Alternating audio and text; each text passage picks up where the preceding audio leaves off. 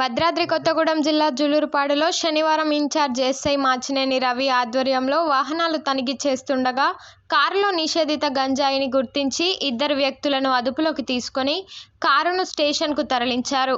ప్యాకెట్లలో నింపిన సుమారు 61 కేజీల గంజాయిని 3 సెల్ ఫోన్లను స్వాధీనం చేసుకొని విచారణ చేపట్టారు.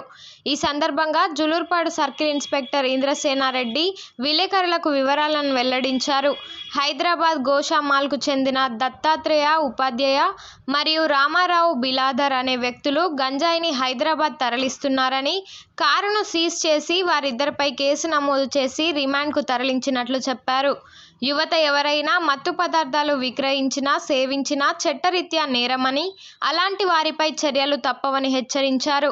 యువత మంచి మార్గాన్ని ఎంచుకొని మంచి ఆరోగ్యమైన సమాజంలో భాగస్వాములు కావాలని సూచించారు.